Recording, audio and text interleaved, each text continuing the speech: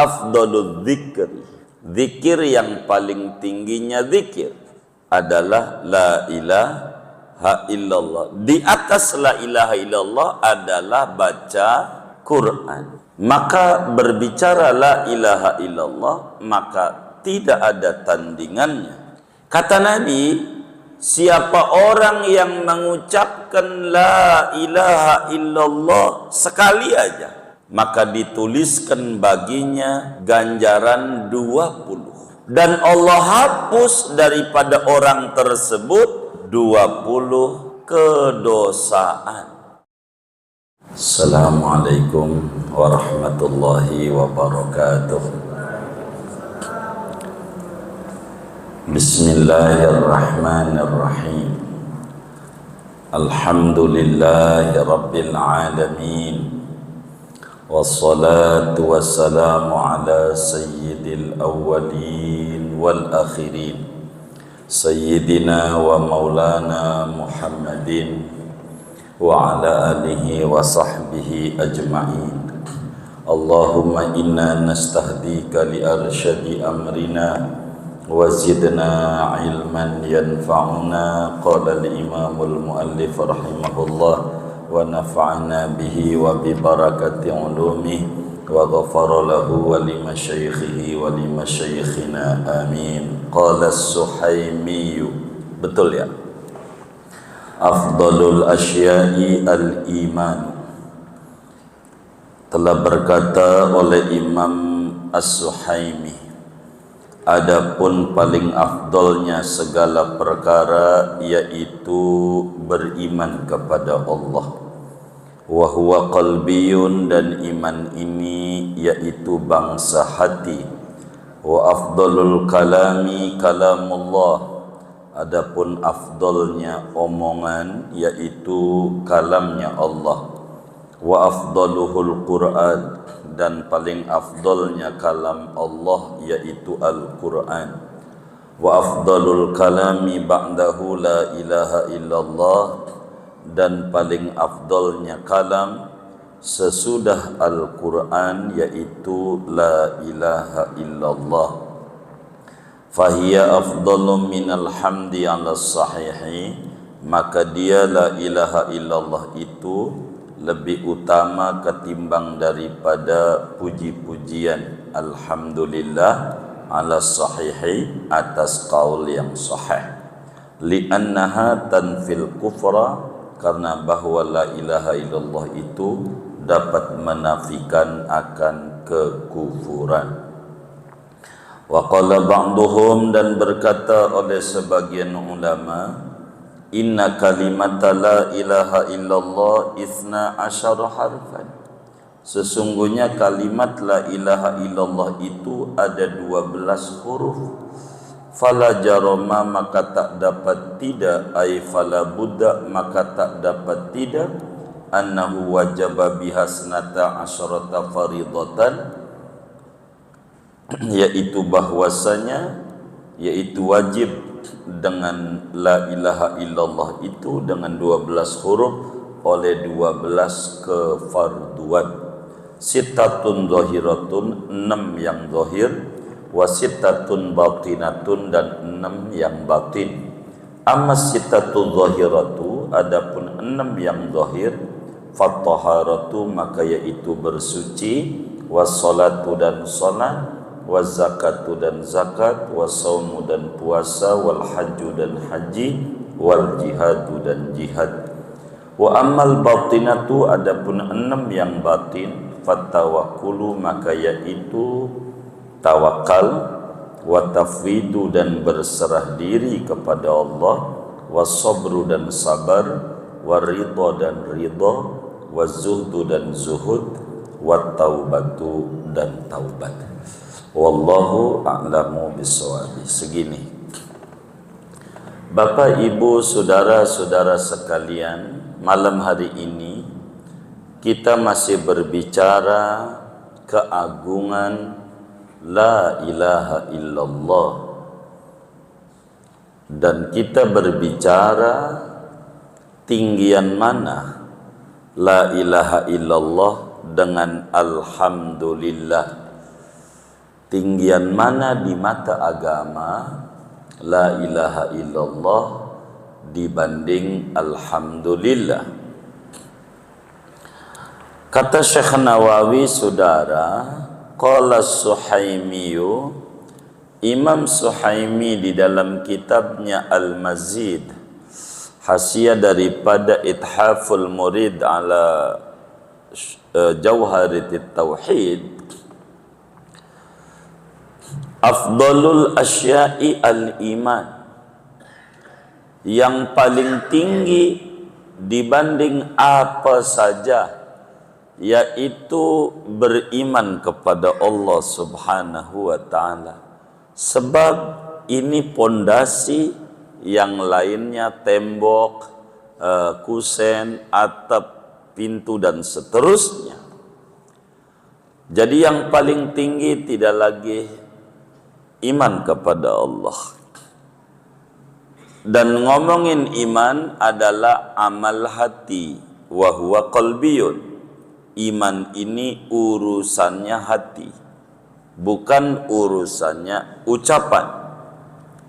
Oleh karena hati ini ada pembantunya namanya lidah, yang bisa menyatakan daripada apa yang ada di hati, itu yang menyatakan adalah lidah.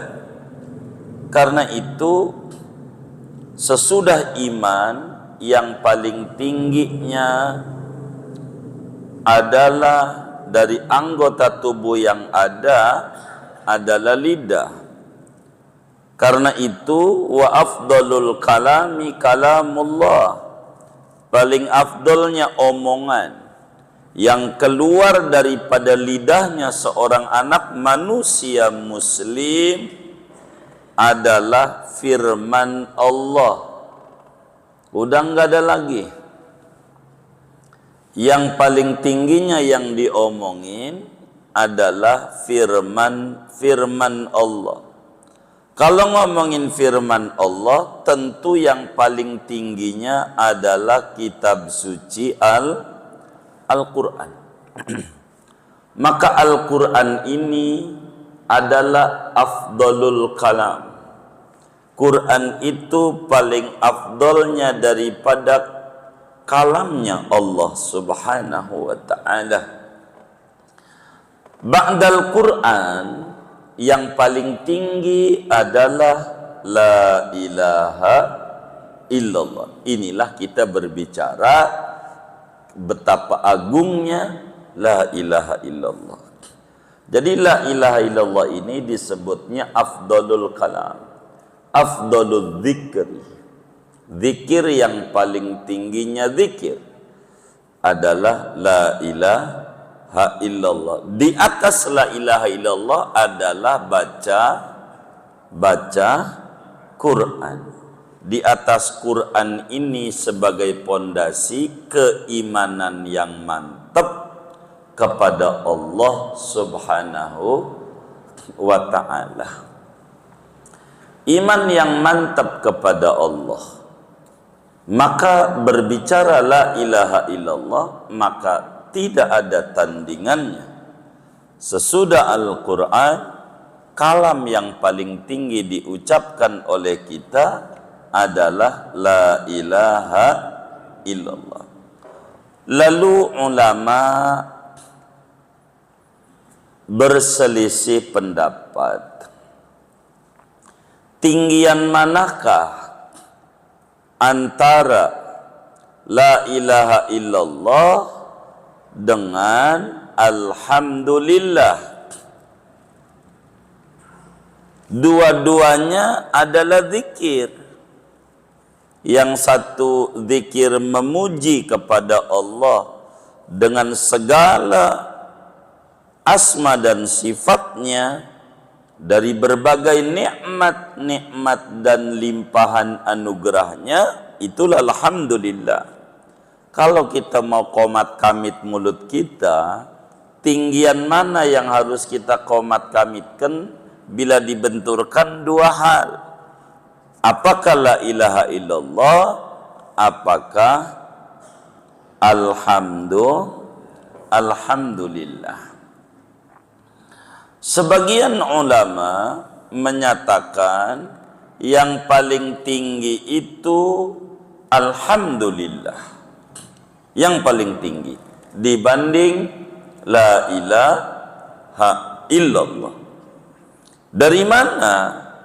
Berdasarkan hadis Nabi kita Muhammad sallallahu alaihi wa alihi wasallam, kata Nabi, man qala la ilaha illallah kutiba lahu isyruna hasanatan wa hutta anhu isyruna sayyi'atan wa man qala alhamdulillahi rabbil alamin kutiba lahu salasuna hasanatan wa hutta anhu salasuna sayyi'atan.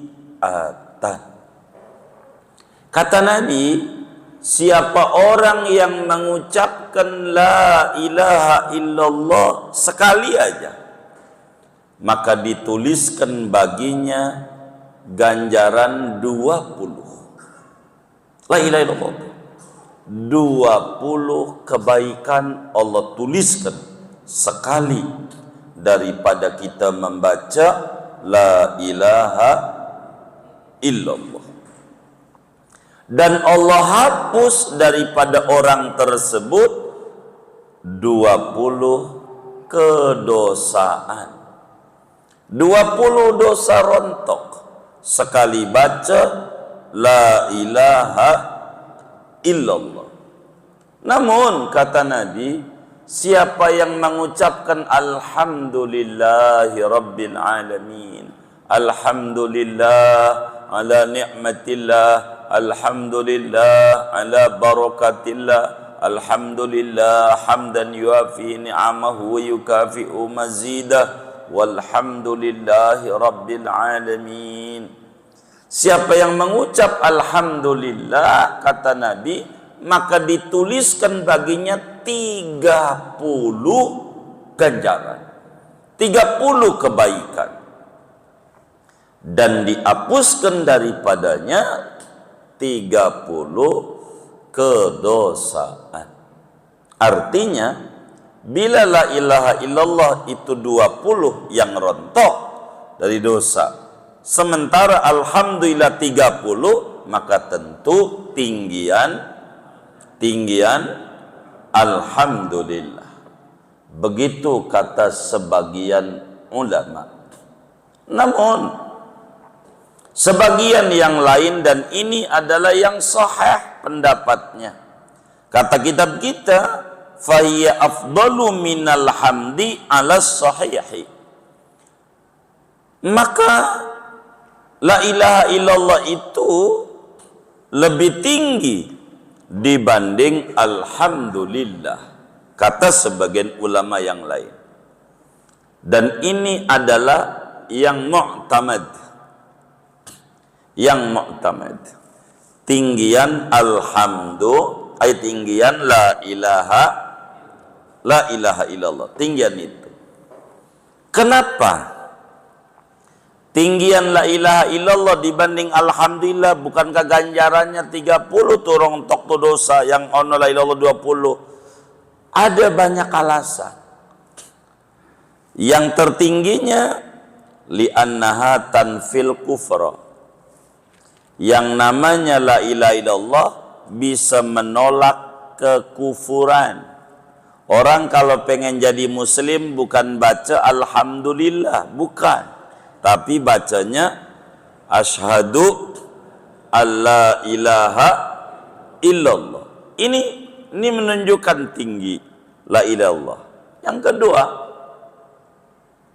kata Nabi, miftahul jannah la ilaha illallah, anak kunci surga la ilaha illallah. Yang ketiga, kata Nabi, afdalu ma qultuhu ana wan nabiyyuna min qabli la ilaha illallah. yang paling afdolnya bacaan yang aku ucapkan diriku, begitu juga semua nabi-nabinya Allah adalah la ilaha illallah. Sehingga fadilah daripada la ilaha illallah adalah benar-benar la ilaha illallah itu adalah afdalul dzikri. Afdalul dzikri. Dan berbicara la ilaha illallah urusannya sama keimanan, dan keimanan itu adanya di dalam hati. Sedangkan alhamdulillah urusannya amal lidah. Lidah itu amal zahir, bukan amal batin, tapi amal anggota zahir. Dan anggota zahir sama anggota batin lebih tinggian anggota batin. Kemudian Bapak Ibu Saudara yang mulia, kita berbicara la ilaha illallah dari segi huruf. Kata Syekh Nawawi Al-Bantani, kalau mau dicermati dengan benar, la ilaha illallah ini hurufnya ada 12. Hurufnya la ilaha illallah, hitung aja tuh. Hurufnya ada 12. Lam, alif, hamzah, lam, ha.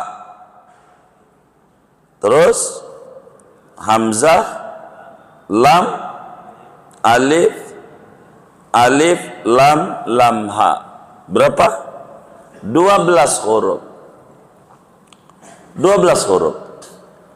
Dari 12 huruf la ilaha illallah ini dicermati, semua hurufnya adalah huruf jauf, huruf dalam, bukan huruf bibir. Dari semua ini la ilaha illallah ini tidak ada huruf yang keluar dari bibir. Mim nggak ada, ba nggak ada, fa nggak ada, yang bibir.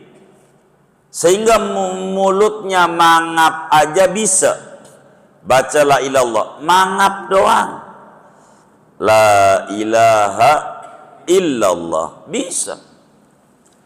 Apa itu artinya huruf jauf? Memang benar la ilaha illallah ini kudu keluar murni dari dalam kolbu seorang muslim. Keluarnya karena hurufnya huruf jauf, huruf dalam, sehingga ini kalimat ini harus keluar dari lubuk hati yang terdalam seorang muslim untuk mengucapkan dan mengikrarkan la ilaha illallah. Kedua, la ilaha illallah ini saudara tidak ada titik berangatu huruf. Nggak ada huruf yang bertitik. Lihat aja. Nggak ada itu. Huruf mu'jam namanya. Nggak ada la ilaha illallah itu huruf mu'jamnya. Nggak ada sama sekali. La ilaha illallah. Sebagai isyarat bahwa nggak boleh ada kesombongan. Nggak boleh ada keangkuhan. Huruf-huruf mu'jam. Murni. Tidak ada apa-apa kecuali hanya Allah. Tidak ada apa-apa. Itu dari segi huruf. Dari segi jumlah 12. Dalam setahun saudara ada 12 bulan. Ada 12 bulan. Dari 12 bulan itu yang paling tingginya 4 bulan. Yaitu disebut Ashhurul Hurum. Rajab, Dzulqa'dah, Dzulhijjah, Muharram, atau Dzulqa'dah, Dzulhijjah, Muharram, nanti ada Rajab. Begitulah ilaha illallah 12 huruf, ada yang paling tingginya yaitu Ismul Jalalah, lafaz Allah. Ini yang paling tinggi. Allah, udah nggak ada lagi. Itu yang paling tinggi. Allah. Jadi lafaz Allah ini paling tinggi. Diputar bagaimanapun larinya kepada zat yang berhak disembah dengan sebenar-benarnya. Coba lafaz Allah, alifnya ditutup pakai tangan. Lafaz Allah, alifnya ditutup pakai tangan. Dibacanya lillah, dibacanya lillah, dibacanya. Itu larinya ke Allah. Begitu. Dibuang alifnya, amal lamnya tutup, lahu, hanya kepada dia. Lamnya dibuang lagi, tinggal hu, artinya dia Allah. Suka zikir tuh orang torekat tuh, hu, apaan hu? Bukan, dia Allah, dia Allah, hu, dia Allah, hu, dia Allah, hu, semuanya Allah. Ini kehebatannya lafzul jalalah. Ini luar biasa, saudara, luar biasa. Dari 12 huruf ini, kata Syekh Nawawi, terkandung ada 12 kewajiban di dalam kehidupan seorang muslim. Ada 12. 6 kewajiban aspek batin, 6 kewajiban aspek lahir. Dari 12. Dari 12. Hurufnya 12. Itu menunjukkan ada 12 macam tugas agama yang harus dikerjakan oleh seorang anak manusia muslim, yang diisyaratkan dari angka 12 yang ada pada lafaz la ilaha illallah. Ada 12 huruf. Mana 6 yang tugas muslim aspek lahir? 1, bersuci. Muslim kudu suci, kudu wudu, kudu mandi, kudu ngilangin najis. Muslim kudu bersuci. Kalau udah bersuci, 2, muslim kudu salat.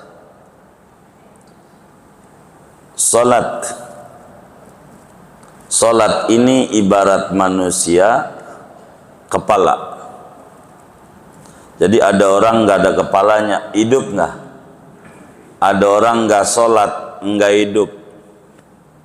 Kalau orang nggak salat itu percis kayak bangkai yang berjalan, ruhnya nggak ada. Begitu, ruhnya nggak ada. Orang kudu salat, kudu salat. Orang kudu salat. Di zaman Nabi Sulaiman, bukan Sulaiman ini, di zaman Nabi Sulaiman alaihi salam, itu yang namanya binatang mengerti. Binatang, ada sapi, kalau udah dengar azan, Allahu Akbar, Allahu Akbar, itu orang dari kebun, dari sawah lari-lari dengar azan. Sampai pun juga kaget, anak kebun tuh loncat, anak sapi tuh naik di punggung ibunya. Kata si anak sapi, "Mak, ngapain tuh orang-orang tuh pada lari-lari itu?" Dengar azan. Apaan azan? Panggilan untuk ibadah bagi umatnya Nabi Sulaiman. Asar salatnya. Kalau Nabi Sulaiman asar doang. Panggilan. Oh, panggilan sholat. Iya begitu. Pas dengar qomat, qad qomatis sholat, pada lari. Biasa kayak itu tuh si suami sama istrinya, bang, masjid baru juga adzan, berisik amat, belum qomat, begitu. Jadi pas dengar qomat itu lari, orang kenceng banget dari sawahnya, lebih kenceng dari tadi, dari adzan. Maka anak sapi itu pun juga kaget, orang pada lari-lari, takut ketinggalan sholat bersama Nabi Sulaiman, loncat di pundak, di punggung ibunya. Nanya lagi, ma, apa ini tuh? Orang pada lari-lari, udah qomat. Apaan qomat? Bentar lagi Nabi Sulaiman bersama umatnya akan melaksanakan sholat. Itu anak sapi nangis. Mak, kata dia, yuk kita sholat. Begitu kata anak sapi. Mak, yuk kita sholat. Kayak umat-umatnya Nabi Sulaiman. Kata ibunya, moh. Maka orang Jawa manggil sapi itu moh. Orang Jahat, bener gak? Moh. Ngapa moh? Kata ibunya, kok kenapa ibu moh? Itu bangsa manusia yang sholat mau bangsa manusia. Kalau kita mau bangsa sapi. Kalau bangsa sapi mau enggak sholat. Yang sholat itu jangan dicatat. Itu udah mau dicatat aja, udah kesinggung, nggak jadi dah. Nggak saya terus ini cerita Sulaiman. Begitu. Itu yang sholat itu adalah bangsa manusia. Adapun kita mah bangsa sapi. Kalau bangsa sapi mah enggak sholat. Bangsa sapi. Kata moh yang ngomong, bukan saya. Jangan ini nyinggung nih. Enggak, sapi. Saya cuma dongeng doang. Ketiga, zakat sebagai hubungan horizontal. Zakat kewajiban kita. Tentu bagi orang yang memenuhi persyaratannya. Keempat, saum, puasa Ramadan. Ini puasa Ramadan. Dan keenam, kelima, haji ke Baitullah, haji sebagai ibadah maliyah badaniyah. Sedang saum ibadah badaniyah, zakat ibadah maliyah, salat ibadah badaniyah, taharah ibadah badaniyah, dan haji ibadah badan juga, fisik juga, harta juga.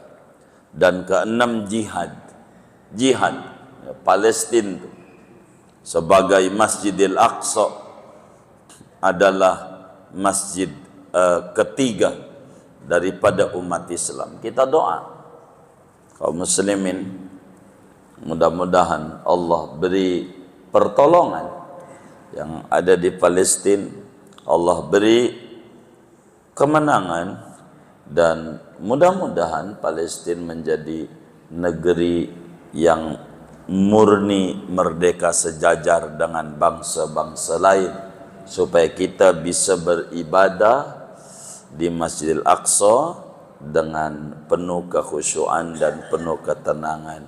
Begitu. 6 ini namanya ibadah aspek lahiriah dari 12 huruf la ilaha illallah. Masih ada 6 lagi ibadah aspek batin. Ada 6 ibadah aspek batin daripada jumlah huruf la ilaha illallah. Mana? Satu, tawakal. Apa tuh tawakal? Tawakal itu percaya dengan jaminan Allah sesudah usaha. Namanya tawakal. Percaya dengan jaminan Allah sesudah usaha. Lawanannya namanya tawakal. Apa tuh tawakal?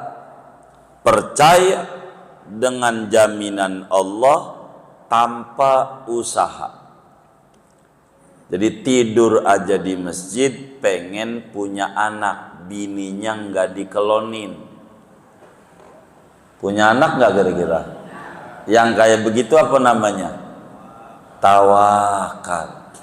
Tidur aja pengen usahanya maju, itu namanya tawakal. Tawakal ikhtiar mantep. Ikhtiar dohir buka toko, ikhtiar batin baca dalail, baca rotib, baca sallallahu alaihi Muhammad, baca aurat kaum salihin. Sesudah ikhtiar serahkan nama Allah.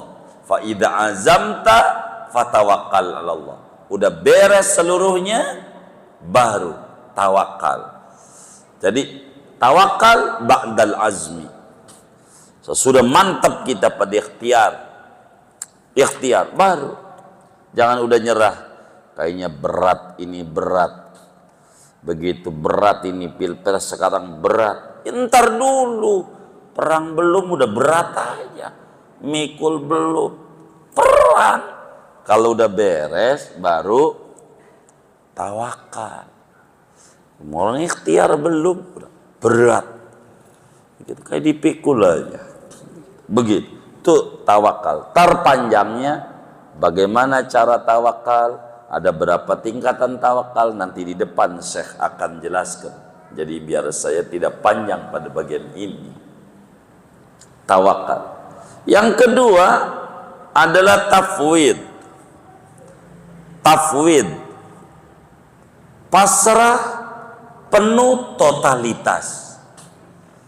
Itu namanya paling tingginya lagi, ibadah batin. Jadi tafwid itu at-taslimu lillah fi jami'i umuri, berserah diri secara totalitas kepada Allah dalam segala aspek kehidupannya. Itu namanya tafwid. Sehingga posisi seorang hamba di mata Allah percis kayak mayit di mata tukang mandiin. Yang namanya mayit tuh ngamuk-ngamuk enggak? Kagak, nurut aja dah. Diapain aja, nurut. Itu udah tafwid. Bahagia kalau udah begitu. Bahagia. Kalau tawakal masih ada ikhtiar. Tafwid udah kayak mayit aja, udah jalanin aja. Udah yang namanya orang dagang, udah dagang aja, urusan untung urusan Allah, udah serahin.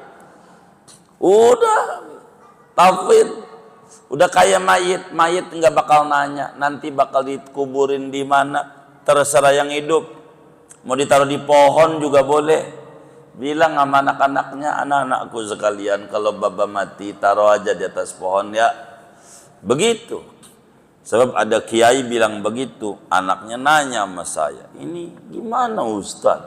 Baba bilang kalau mati di atas pohon enggak apa-apa.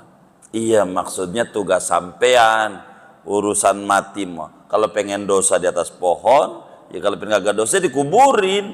Kuburnya di mana? Itu tugas yang hidup. Kalau udah mati mau ditaruh di mana kayak kuburannya? Itu urusan yang hidup. Pokoknya urusan Allah. Ilokan bila kucing, tokek, cicak, semut, nyamuk diopenin nama Tuhan. Masa kita sebagai hambanya yang mau ibadah, yang mau ngaji, mau sholat, mau zikir, enggak diopeni nama Tuhan. Kata orang Betawi ini ilokan. Tafwid aja sama Allah. Ini ibadah paling tinggi. Ntar panjangnya nerangin tafwid pada bagian di depan kita jelaskan. Ketiga, sabar. Ini sabar ibadah batin. Sabar dalam 3 aspek: menjalankan perintah, menjauhi larangan, terkena musibah. Ya kita kudu sabar. Capek ngaji, capek. Jangan dikata ngaji nggak capek, capek semuanya ngaji. Begitu tuh. Tapi sabar. Dari hasil sabar itu kita dapetin ketenangan. Pas ngaji tumakninatul qulub, tenang pas ngaji. Cuman berbicara hati itu kayak handphone, kayak baterai dicas sejam. Habis cas cabut. Nggak masuk setrum. Soak nih, soak baterainya, lobet. Ngaji begitu, di majelis tenang, enak. Keluar dari masjid, puyeng lagi. Ini namanya soak nih, lobet. Itu begitu. Sabar. Keempat, ridho. Kita kudu ridho sama segala ketentuan Allah. Ridho. Nanti kita jelaskan ridho panjangnya. Jadi diddus sukhti, lawanan murka, namanya ridho. Begitu ridho. Yang kelima, zuhud. Zuhud itu artinya tidak meletakkan dunia dalam hati. Bukan tidak punya apa-apa. Kalau tidak punya apa-apa namanya kismin. Apaan? Miskin. Kalau enggak punya fakir. Kalau zuhud, dunianya enggak ditaruh di hati. Kayak sapu tangan, dipakai sewaktu-waktu. Kalau enggak mau disapu tangan, dikantongin aja. Kalau lagi butuh baru dipakai. Kayak sendal. Saudara bawa sendal ke masjid. Enggak, di depan. Kenapa? Masjid suci. Gitu. Sendal di luar aja. Sendal tuh namanya duit. Dunia. Hati buat Allah. Kantong banyak dunia. Tapi hati sama Allah. Namanya zuhud. Zuhud, panjangnya nanti. Zuhud ini banyak tingkatannya. Zuhud. Dan keenam, taubat. Taubat. Ini semuanya amal batin. Tawakal, tafwid, sabar, ridho, zuhud, taubat adalah amal batin yang dihasilkan daripada baca la ilaha illallah. Kalau kita serius membaca la ilaha illallah, mulut kita demen baca la ilaha illallah, maka Allah akan berikan taufik untuk mampu mengerjakan 6 amal zahir, 6 amal batin. Kita akan diberikan ketenangan, kita akan diberikan kezuhudan, kita mau taubat, kita bisa ridha sama ketentuan Allah, kita bisa sabar menghadapi ujian dan musibah, kita bisa tafwid sama Allah, dan kita bisa tawakal. Lahir dengan sering baca la ilaha illallah, kita bakal diberikan taufik dan hidayah untuk rajin bersuci, rajin sholat, mampu kita bisa berzakat, kita rajin berpuasa, dan akan diberi kemampuan untuk pergi haji ke Baitullah, dan juga kita akan menjadi mujahid, orang yang demen berjuang di jalan Allah. Singkatnya, kalimat la ilaha illallah terkandung, kalau dilihat ada 12 huruf. Dari 12 ini ada 12 kewajiban 6 aspek zahir dan 6 aspek batin. Kita baca la ilaha illallah, kita harus gemar membaca la ilaha illallah, kita harus rajin membaca la ilaha illallah, kita harus istiqamah dengan la ilaha illallah, dengan kita memahami kandungan lafaz dan kandungan makna serta asrar-asrar yang ada pada la ilaha illallah, fa insyaallah kebahagiaan dunia dan kebahagiaan akhirat akan diberikan kepada orang-orang yang gemar berzikir dengan membaca la ilaha illallah.